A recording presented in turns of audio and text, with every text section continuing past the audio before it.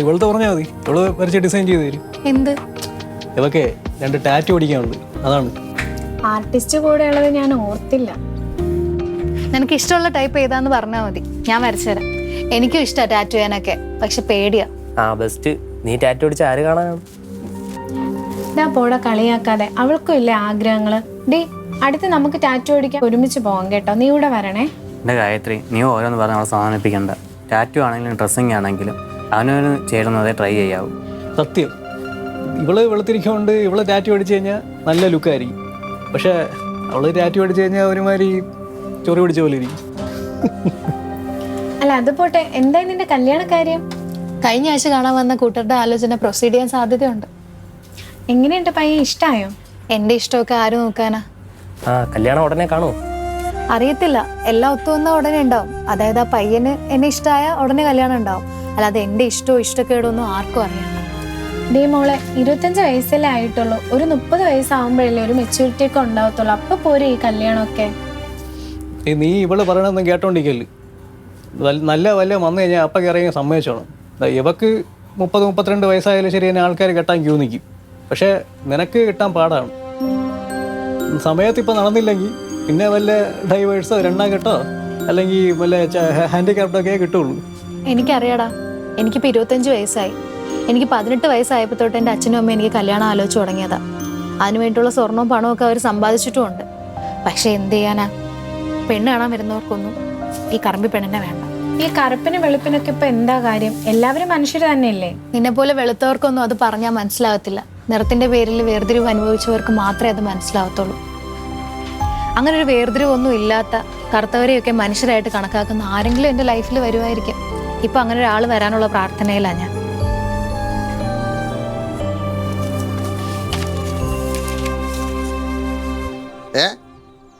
ആണോ?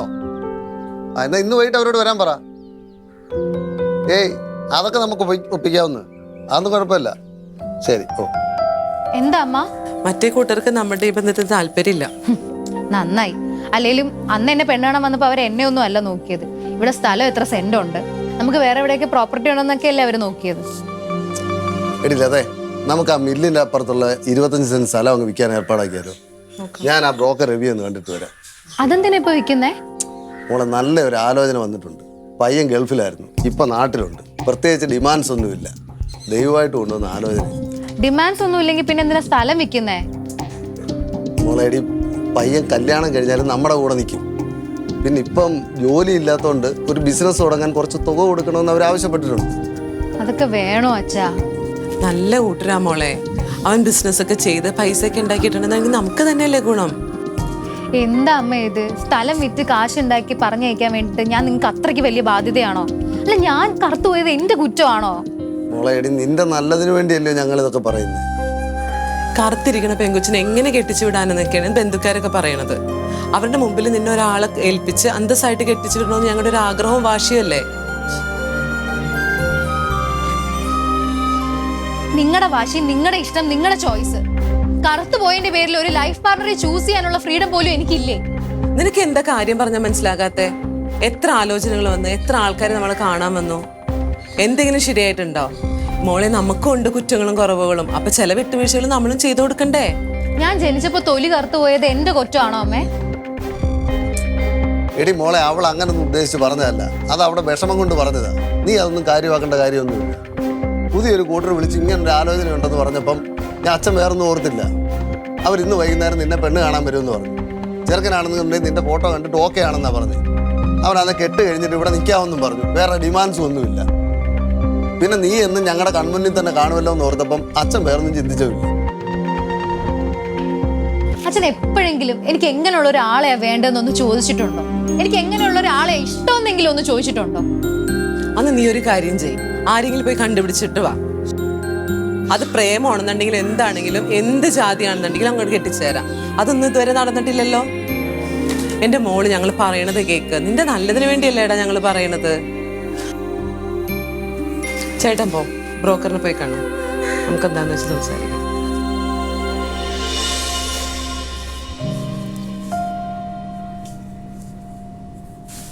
മോളെ, നീ ഇങ്ങനെ വിഷമിക്കല്ലേ. നിന്റെ ഈ സങ്കടം കണ്ടിട്ടായിരിക്കും ദൈവം നല്ലൊരു ആലോചന നിനക്ക് കൊണ്ടുവന്ന് തന്നിരുന്നത്. എന്റെ മനസ്സ് പറഞ്ഞത് നടക്കുമെന്ന്. വിഷമിക്കണ്ട, എഴുന്നേക്ക്.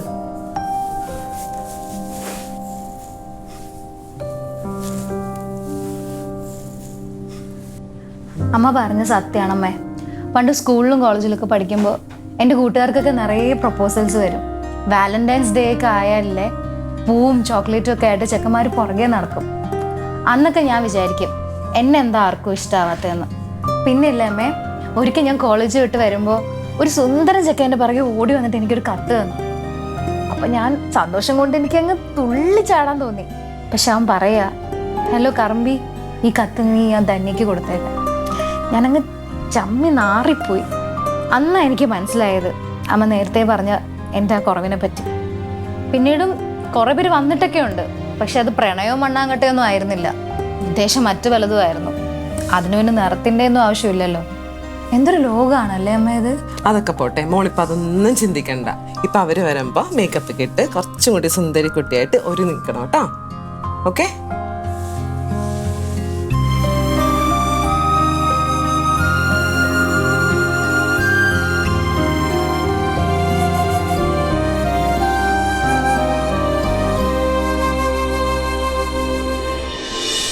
എനിക്കൊരു ബിസിനസ് തുടങ്ങാൻ പ്ലാനുള്ളത് ചന്ദ്രേട്ടൻ പറഞ്ഞു കാണുമല്ലോ അല്ലേ? പറഞ്ഞിരുന്നു. മോനെ എന്ത് ബിസിനസ്സാണ് തുടങ്ങുന്നത്? ഞാൻ സിറ്റിയിലൊരു സ്ഥലം നോക്കി വെച്ചിട്ടുണ്ട്. അവിടെ ഒരു സൂപ്പർ മാർക്കറ്റ് തുടങ്ങാനാണ് പ്ലാൻ.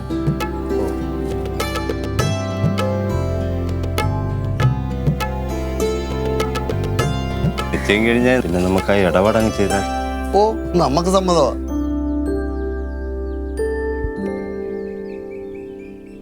ചെറുക്കനും വേണേനൊന്ന് സംസാരിക്കണ്ടേ? അല്ല, അതിൻ്റെ ആവശ്യമൊന്നുമില്ല. ഞാൻ ഓക്കെ. എന്നാ പിന്നെ എത്രയും പെട്ടെന്ന് ഒരു തീയതി അങ്ങ് നിശ്ചയിച്ചാൽ മതി.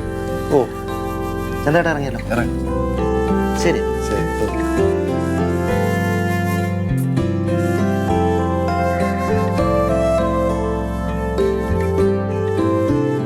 ഓ എൻ്റെ ഭഗവതി, ഇതെങ്കിലും ഒന്ന് നടന്നു കിട്ടിയാൽ മതിയായിരുന്നു.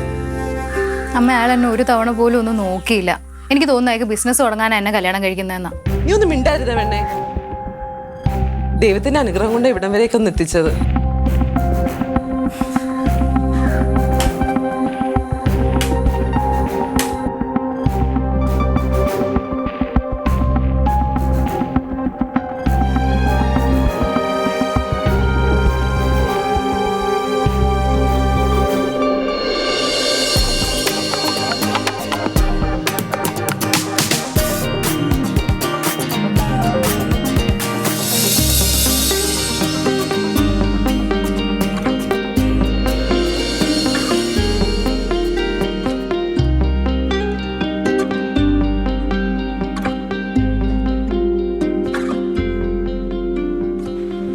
താൻ്റെ കാണണമെന്ന് പറഞ്ഞ് ഞാനാണെങ്കിൽ ആ സൂപ്പർ മാർക്കറ്റിൻ്റെ കാര്യത്തിന് ഓടി നടക്കുകയായിരുന്നു. ആ വീട്ടിൽ കറുത്തോ? അറിയത്തില്ല. അതോട്ട് താൻ്റെ കാണണമെന്ന് പറഞ്ഞു. നമ്മൾ ശരിക്കും സംസാരിച്ചിട്ടോ പരിചയപ്പെട്ടോ ഒന്നുമില്ലല്ലോ. അതാ ഞാൻ അച്ഛനാ നമ്പർ തന്നത്. ഇപ്പൊ കല്യാണം കഴിഞ്ഞിട്ടാണെങ്കിലും പരിചയപ്പെടാമല്ലോ. സന്ദീപിന് ശരിക്കും ഈ കല്യാണത്തിന് സമ്മതമാണോ? എന്നെ ഇഷ്ടമായിട്ട് തന്നെയാണോ ഈ കല്യാണത്തിന് ഓക്കെ പറഞ്ഞത്? അതോ സഹതാപത്തിന്റെ പേരിലും വല്ലതും ആണോ? ഈ ഇഷ്ടക്കേട് അങ്ങനെ ഒന്നുമില്ല. ഉള്ള സത്യം പറയാല്ലേ, എനിക്ക് സൂപ്പർ മാർക്കറ്റ് തുടങ്ങാൻ കുറച്ച് കാശിൻ്റെ ആവശ്യമുണ്ട്. ഞാൻ അതിനു വേണ്ടി ഓടി നടക്കുമ്പോഴാണ് ബ്രോക്കർ തൻ്റെ ആലോചനയും കൊണ്ടുവന്നത്. ഞാൻ നോക്കിയപ്പോൾ താൻ ഒറ്റ മോളും, ആവശ്യത്തിന് സ്വത്തുണ്ട്, സ്വന്തമായിട്ട് വീടുണ്ട്. പിന്നെ അങ്ങ് ഓക്കെ പറഞ്ഞു, എന്തായാലും കല്യാണം കഴിക്കണം. പിന്നെ പെണ്ണ് കറുത്താൽ എന്താ വെളുത്താൽ എന്താ. അപ്പോൾ ബിസിനസ് തുടങ്ങാൻ വേണ്ടി മാത്രമാണോ താൻ ഓക്കെ പറഞ്ഞത്? പിന്നല്ലാതെ. എടാ, ഈ ഭൂമിയിൽ ജീവിക്കണമെങ്കിലേ നല്ല പൈസ വേണം. പൈസ ഉണ്ടെങ്കിൽ തന്നെ നല്ല സൗന്ദര്യം വന്നോളൂ. ഇപ്പം തന്നെ ഒന്ന് വെളുപ്പിക്കണമെങ്കിൽ കൈ കാശുണ്ടായിരുന്നാൽ മതി. നമ്മുടെ തന്നെ എത്രയോ നടിമാർ വെളുത്തത് എങ്ങനെയാണ്? ഇഞ്ചക്ഷനൊക്കെ ചെയ്തിട്ടല്ലേ. ഇനിയിപ്പോൾ വെളുത്തിട്ടെന്തിന്? ഞാൻ വെളുത്തൊരു പെണ്ണുമായിട്ട് ഭയങ്കര പ്രേമത്തിലായിരുന്നു. അവൾ നല്ല രീതിയിൽ എന്നെ ഊറ്റിയിട്ട് നൈസായിട്ട് തേച്ചിട്ട് പോയി. ഇനി ഞാൻ ഉറപ്പിച്ചതാ, കെട്ടുന്നുണ്ടെങ്കിൽ കറുത്തൊരു പെണ്ണിനെ കെട്ടുന്നുള്ളൂ. അതാവുമ്പോൾ വീട്ടിൽ തന്നെ അടങ്ങി ഒതുങ്ങി കിടക്കുകയും ചെയ്യും, അവിധത്തിലും പോകൂല. അല്ലെങ്കിൽ എനിക്കൊക്കെ എവിടെ അവിഹിതം കിട്ടും അല്ലേ? ശരി, സന്ദീപ് എന്ന് പൊക്കോ. അല്ലെങ്കിലും പോണം. എൻ്റെ അച്ഛൻ അന്വേഷിച്ചായിട്ട് പറ. ആ പൈസ സെറ്റാവുകയാണെങ്കിൽ പറ. ഒക്കെ കല്യാണം കഴിക്കണ്ടേ?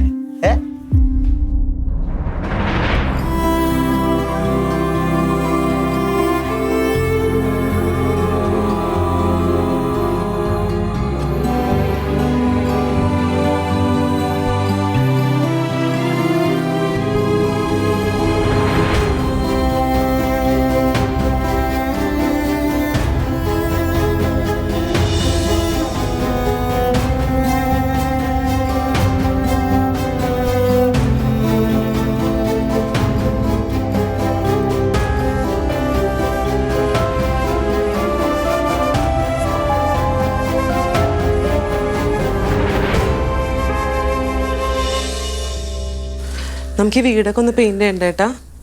പിന്നെ വേണം. ഞാൻ ആ അശോകൻ കോൺട്രാക്ടറോട് നാളെ ഇങ്ങോട്ട് വരാൻ പറഞ്ഞിട്ടുണ്ട്. ആഹാ, മോളിന്ന് നേരത്തെ വന്നല്ല. അച്ഛാ, അമ്മ എനിക്കൊരു കാര്യം പറയാനുണ്ട്. എനിക്ക് ഈ കല്യാണത്തിന് താല്പര്യമില്ല.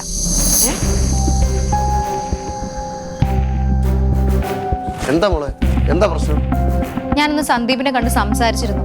അയാൾ എന്നെ കണ്ടിട്ടൊന്നുമല്ല, നമ്മുടെ കാശ് കണ്ടിട്ടാ കല്യാണത്തിന് സമ്മതിച്ചതെന്ന് അയാൾ എന്റെ മുഖത്ത് നോക്കി പറഞ്ഞു. കാശിനോടൊക്കെ ആർക്കാ മോളെ ആർത്തിയില്ല? അവന്റെ സ്വഭാവം കല്യാണം കഴിഞ്ഞ് സ്നേഹിച്ച് മാറ്റിയെടുത്താൽ മതിയടാ. മോളെ, അച്ഛൻ്റെ മനസ്സിൽ മൊത്തം നീയാ. ഓരോ പെൺപിള്ളേരെ കെട്ടിച്ചു വിട്ടാൽ നിറത്തിന്റെ പേരിലൊക്കെ ഓരോ വീടുകളിൽ കിടന്ന് അനുഭവിക്കുന്ന പീഡന വാർത്തകൾ, എന്തോരം വാർത്തകളാണ് കേൾക്കുന്നത്. അതൊക്കെ കേൾക്കുമ്പോൾ അച്ഛന് പേടിയാ. അതെ മോളെ, ഇതിപ്പോ കല്യാണം കഴിഞ്ഞാലും നിങ്ങളുടെ കൺവെട്ടത്ത് തന്നെ ഉണ്ടാവില്ലേ? അതെ, നിങ്ങളുടെ മുന്നിൽ കിടന്ന് ഞാൻ അയാളുടെ തല്ലുകൊണ്ടാ നിങ്ങളെ സഹിക്കോ? അമ്മ, അയാൾക്ക് കാശിനോട് മാത്രമേ സ്നേഹമുള്ളൂ. അങ്ങനെയൊന്നും ഉണ്ടാവില്ല മോളെ. നീ നല്ലത് വരാൻ പ്രാർത്ഥിക്കേ. മോളെ, ഏതായാലും ഈ കല്യാണം നടക്കണം.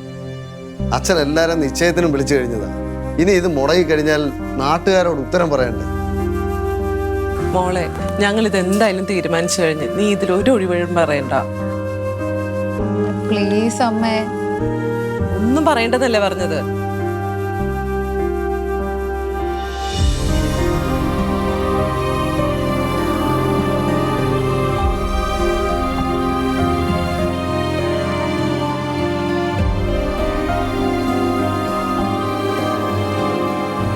സമ്മതിക്കും മോളെ.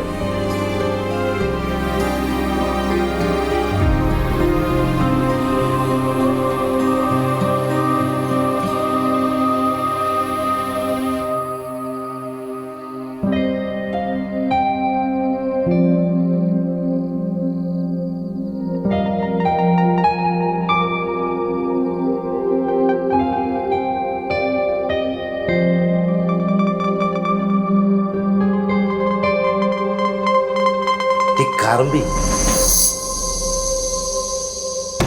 നിന്നെയൊക്കെ ആര് കെട്ടാനാ? എൻ്റെ ഔദാര്യമാണ് നിന്റെ ഈ ജീവിതം. അതുകൊണ്ട് അടങ്ങി ഒതുങ്ങി എൻ്റെ കാൽ കീഴി കഴിഞ്ഞോ, മനസ്സിലായല്ലോ? മോളെ, അമ്മയ്ക്ക് മരിക്കണേന് മുമ്പ് മോളുടെ കല്യാണം കാണണം. കറുത്ത കുഞ്ഞിനെ പ്രസവിച്ച് അന്ന് തുടങ്ങി അമ്മയും പഴിച്ചാടിൽ കേൾക്കാണ്.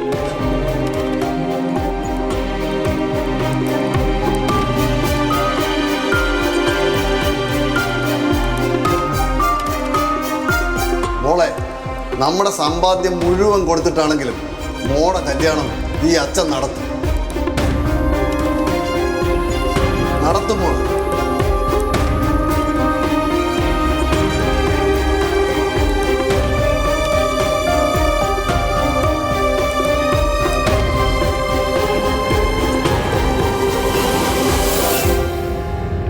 അമ്മോ, എഴുന്നേറ്റില്ലേ ഈ പെണ്ണ്? ഈ പെണ്ണിന് എന്തൊരു ഉറക്കമാണ്. അമ്മോ, ഡേ എഴുന്നേറ്റേ. അമ്മോ, അമ്മോ, എഴുന്നേക്ക്. അമ്മോ, അമ്മോ.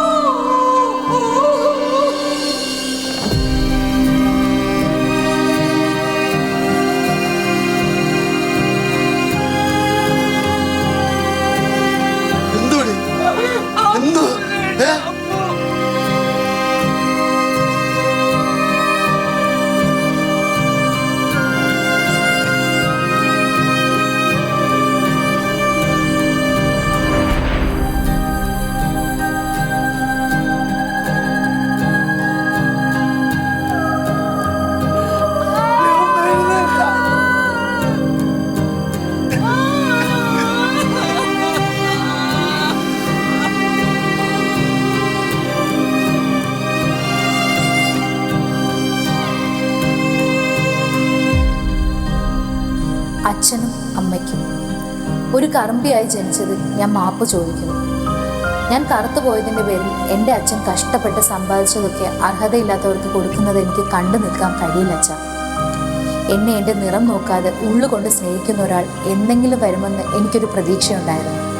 പക്ഷെ എന്നെപ്പോലെ കറുത്ത് കാണാൻ ഭംഗിയില്ലാത്ത പെണ്ണിനെ ആർക്കും വേണ്ട. എല്ലാവർക്കും കളിയാക്കാനുള്ള ഒരു കളിപ്പാവയാണ് ഞാനെന്ന് എനിക്ക് മനസ്സിലായി. ഞാൻ പോകുന്നു, നിറം കൊണ്ട് വേർതിരിവ് കാണിക്കാത്ത ഒരു ലോകത്തേക്ക്. എന്നെപ്പോലെ ഒരു കുട്ടി ഇനി ഒരിക്കലും ഈ ലോകത്തേക്ക് ജനിക്കാതിരിക്കട്ടെ. ജനിച്ചാൽ തന്നെ കൊന്നു കളഞ്ഞേക്കണം. അല്ലെങ്കിൽ ഈ നശിച്ച ലോകം അവൾക്ക് എൻ്റെ ഗതി വരുത്തും എന്ന് സ്വന്തം അമ്മ.